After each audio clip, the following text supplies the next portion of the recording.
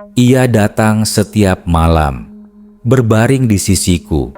Kurasakan kain kafan yang basah dan dingin, bau tanah kuburan dan melati yang membusuk. Aku pikir itu hanya mimpi, sampai perutku membesar, dan bisikan dari kegelapan itu mulai memanggilku ibu.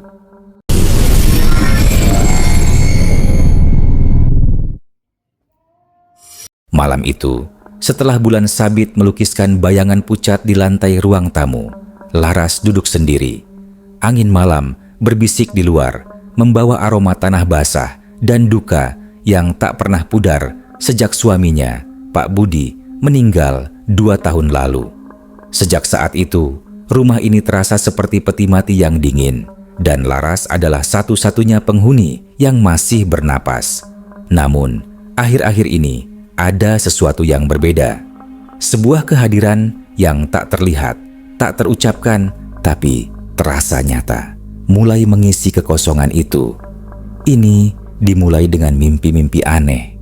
Dalam tidur, Laras sering melihat Pak Budi. Bukan Budi yang ia kenal, bukan Budi yang tertawa dan memeluknya. Ini adalah Budi yang dibalut kain putih, wajahnya tertutup rapat, dan matanya yang seharusnya memancarkan kehangatan kini hanya menyisakan lubang hitam kosong. Sosok itu tak pernah bicara, hanya berdiri di ujung ranjang, memandangnya.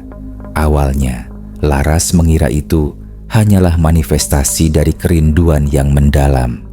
Namun, mimpi itu terlalu sering datang, terlalu jelas, dan setiap kali ia terbangun, ranjangnya terasa lebih berat, seolah ada seseorang yang baru saja berbaring di sebelahnya. Suatu malam, ketakutan itu berubah menjadi kenyataan. Laras terbangun bukan karena mimpi, melainkan karena hawa dingin yang menusuk tulang. Ia membuka mata dan menemukan sosok itu berdiri di samping ranjang.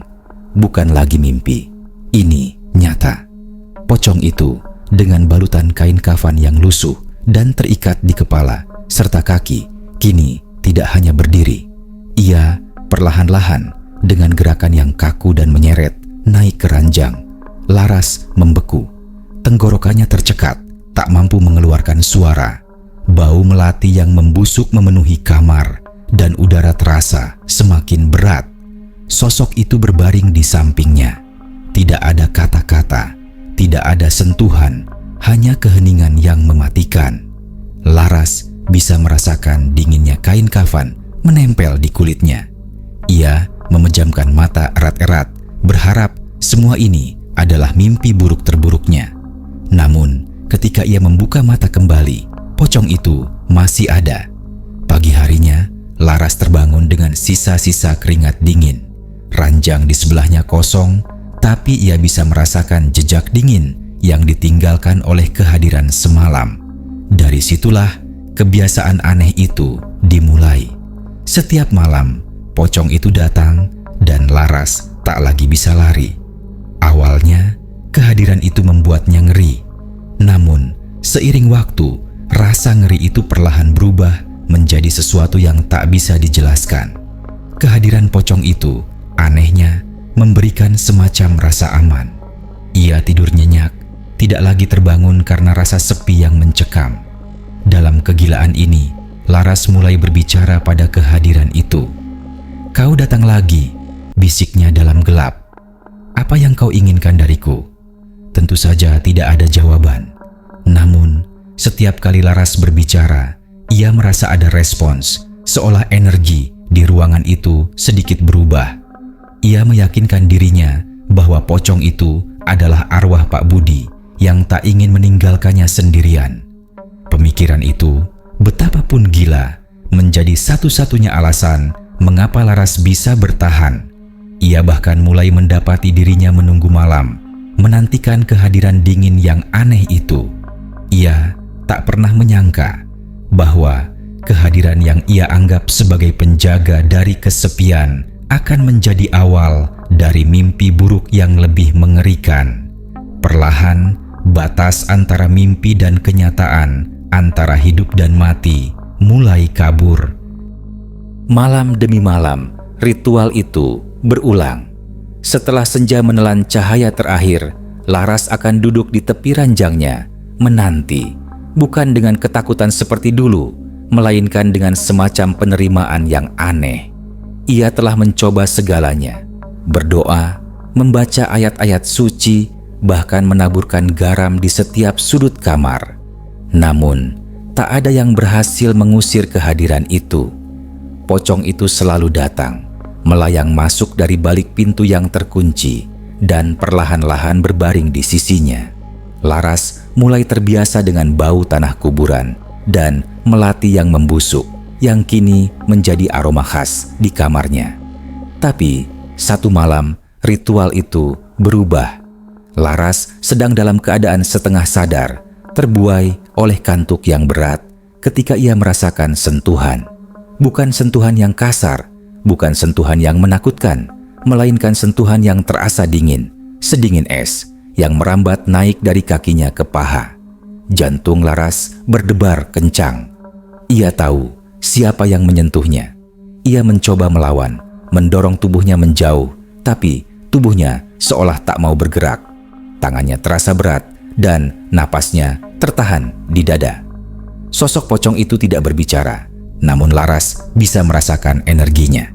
Dingin, gelap, dan penuh hasrat yang tak terucap. Sentuhan itu semakin intens. Kain kafan yang membalut sosok itu terasa kasar, tapi sentuhan di balik kain itu terasa aneh, tidak seperti sentuhan manusia.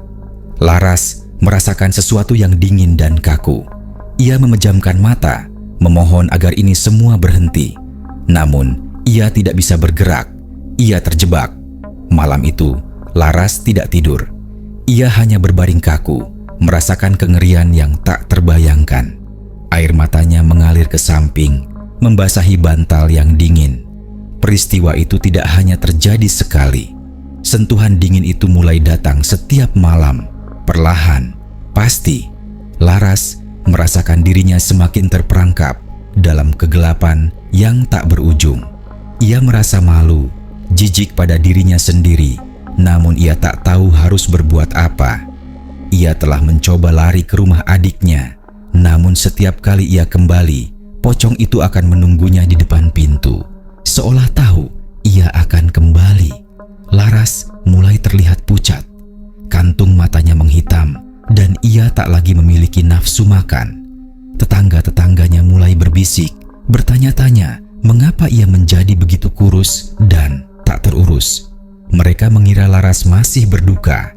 Jika saja mereka tahu kebenaran yang mengerikan itu, Laras tak berani menceritakannya.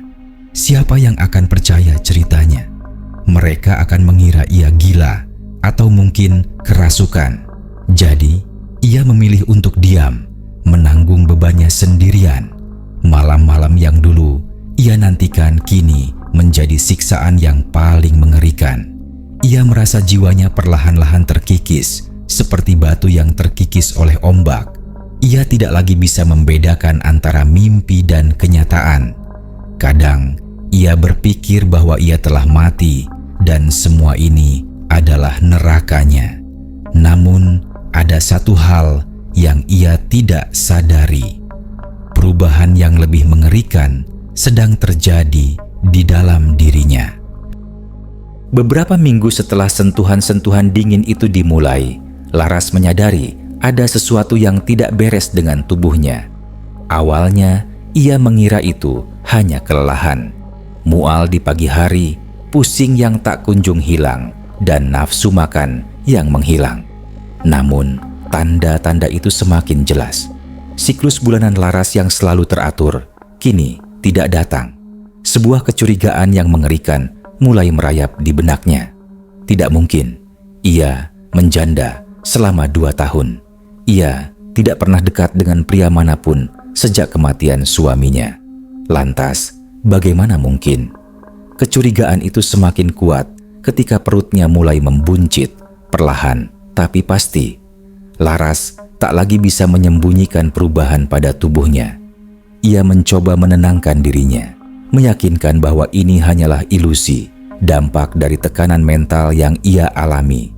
Namun, setiap pagi saat ia bercermin, Ia melihat perutnya yang semakin membesar. Ketakutan itu seperti ombak yang menelan, membuatnya hampir gila. Laras memutuskan untuk pergi ke bidan di desa sebelah, jauh dari tetangga yang mengenalnya. Ia memakai pakaian yang longgar untuk menutupi perutnya. Bidan itu, seorang wanita tua yang bijaksana, memeriksa Laras dengan cermat. Setelah beberapa saat, ia tersenyum. "Selamat Mbak Laras, usia kandungan Mbak sudah jalan 3 bulan. Kata-kata itu bagai palu yang menghancurkan Laras. "Tapi tidak mungkin," bisiknya. Suaranya gemetar. "Saya tidak berhubungan dengan siapapun." Bidan itu menatap Laras dengan bingung. Senyumnya memudar. "Tapi tanda-tanda ini jelas, Mbak. Jantung janinnya sehat." Laras tidak mendengar lagi. Ia berlari keluar dari rumah bidan itu, tak peduli dengan tatapan bingung yang mengikutinya. Ia pulang dengan pikiran kacau balau, menolak untuk menerima kebenaran yang menakutkan itu. Ia mengurung diri di rumah, tak ingin melihat siapapun. Siang dan malam, ia menatap perutnya yang membuncit, bertanya-tanya apa yang sebenarnya ada di dalamnya. Malamnya, pocong itu datang seperti biasa. Kali ini, Laras tidak lagi ketakutan. Ketakutan itu telah digantikan oleh kemarahan yang membara. Ia menatap sosok yang terbalut kain kafan itu. Air matanya mengalir. "Kau, apa yang kau lakukan padaku?" bisiknya dengan nada penuh kebencian. "Ini semua karenamu. Apa yang kau masukkan ke dalam diriku?" Pocong itu tidak menjawab. Ia hanya berbaring di samping Laras seperti biasa. Namun, malam itu, Laras merasakan gerakan di dalam perutnya. Gerakan itu tidak seperti gerakan bayi pada umumnya. Rasanya dingin dan kaku, seolah-olah sesuatu yang tidak hidup sedang bergerak di dalamnya. Laras menjerit. Ia memukul-mukul perutnya, berharap bisa mengeluarkan apapun yang ada di sana. Namun, gerakan itu semakin kuat dan rasa dingin itu menjalar ke seluruh tubuhnya. Laras pingsan. Ketika ia terbangun keesokan harinya, ia menemukan dirinya berbaring di lantai dengan perutnya yang masih membuncit. Sebuah fakta mengerikan telah tertanam di benaknya. Ia tidak hamil oleh seorang pria, melainkan oleh entitas gaib. Ia mengandung anak dari kematian. Kehamilan Laras yang semakin membesar tidak bisa lagi disembunyikan. Warga desa mulai berbisik-bisik mengolok-oloknya. Laras yang selama ini dikenal sebagai janda saleha dan pendiam, kini menjadi pusat gosip. Mereka menuduhnya berzina, menghinanya, dan tak ada satupun yang percaya saat Laras mencoba menjelaskan apa yang terjadi. Mereka menganggapnya gila.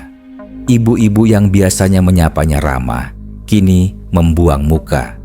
Anak-anak kecil yang dulu suka bermain di depan rumahnya, kini lari ketakutan setiap kali melihatnya. Laras merasa sendirian, terisolasi dari dunia, dan hanya memiliki satu teman yang setia, pocong itu. Namun, kehadiran pocong itu tidak lagi memberikan rasa aman. Sebaliknya, kehadirannya menjadi lebih menakutkan. Setiap malam, saat pocong itu berbaring di sisinya, Laras mulai mendengar suara. Awalnya, bisikan itu sangat samar, seperti angin yang berdesir. Namun, seiring waktu, bisikan itu semakin jelas. Suara-suara itu datang dari perutnya, dari janin yang dikandungnya. Mereka bukan bisikan yang lembut atau penuh kasih, melainkan suara-suara yang mengerikan. "Ibu, kami datang," bisik suara-suara itu. "Ibu, jangan takut, kami akan menemanimu selamanya." Suara-suara itu terdengar seperti paduan suara yang cacat dengan nada yang melengking dan dingin, membuat bulu kuduk Laras merinding. Laras mencoba menutup telinganya, namun suara-suara itu tidak berhenti. Mereka mengikutinya di siang hari, bahkan saat ia sedang memasak atau menyapu. Ia mulai berbicara sendiri, berteriak-teriak pada suara-suara di dalam perutnya. Ia bahkan mencoba menyakiti dirinya sendiri, berharap bisa menghentikan kehamilan ini. Namun, setiap kali ia melakukannya, rasa sakit yang luar biasa akan menghantamnya, seolah ada sesuatu di dalam perutnya yang melindunginya. Laras semakin kurus dan gila. Matanya cekung, dan ia terlihat seperti mayat hidup. Ia tak lagi peduli dengan penampilannya. Yang ia inginkan hanyalah kebebasan. Puncaknya terjadi pada suatu malam. Laras sedang tidur ketika ia merasakan sakit yang luar biasa di perutnya. Ia terbangun dan melihat pocong itu berbaring di sampingnya dengan mata kosong yang gelap. Namun, kali ini dari perut pocong itu muncul asap hitam yang perlahan-lahan merambat naik, melilit tubuh Laras. Laras mencoba berteriak, namun suaranya tercekat. Asap itu terasa panas dan dingin pada saat yang bersamaan, seperti es dan api. Bisikan-bisikan dari dalam perutnya berubah menjadi teriakan yang mengerikan, seolah-olah janin di dalamnya sedang merayakan sesuatu. Laras merasakan ada sesuatu yang mencoba keluar dari dirinya, bukan melalui jalan normal, tapi melalui kulitnya. Laras kembali pingsan, dihancurkan oleh teror yang tak terbayangkan. Ia tak tahu bahwa ia sudah mencapai batasnya, dan teror yang sebenarnya baru saja akan dimulai. Hari itu adalah hari yang paling mengerikan dalam hidup Laras. Pagi-pagi buta, ia terbangun dengan rasa sakit yang luar biasa di perutnya. Bukan sakit biasa, melainkan sakit yang menusuk, seolah ada pisau yang mengiris-iris bagian dalam perutnya. Laras tahu ini saatnya. Ia tidak sempat memanggil siapa-siapa. Ia hanya bisa berbaring di lantai kamarnya, menahan rasa sakit. Tiba-tiba, ia merasakan ada sesuatu yang merobek bagian dalam tubuhnya, dan darah mulai membasahi lantai. Laras menjerit kesakitan, namun suaranya tak terdengar. Dari perut Laras, perlahan-lahan keluar sesuatu. Itu bukan bayi normal. Itu adalah sosok kecil yang terbungkus kain kafan yang basah oleh darah dengan mata hitam yang kosong.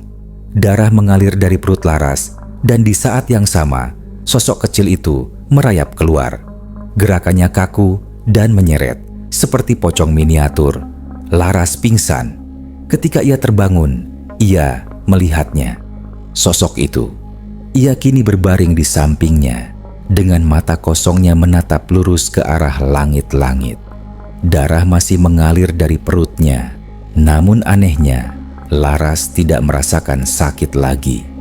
Ia hanya merasakan kekosongan yang dingin, seolah jiwanya telah direnggut. Laras melihat ke samping, dan di sebelahnya ada sosok lain. Sebuah pocong yang lebih besar, pocong yang selama ini datang padanya setiap malam. Ia kini berbaring di samping pocong kecil itu, seolah-olah mereka adalah keluarga yang sempurna. Laras tidak bisa lagi berpikir. Ia tidak tahu apakah ia masih hidup atau sudah mati. Ia hanya bisa menatap pemandangan itu dengan air mata yang mengalir tanpa henti. Malam itu, sesuatu yang lebih mengerikan terjadi. Pocong itu, entah bagaimana, merobek kain kafannya sendiri.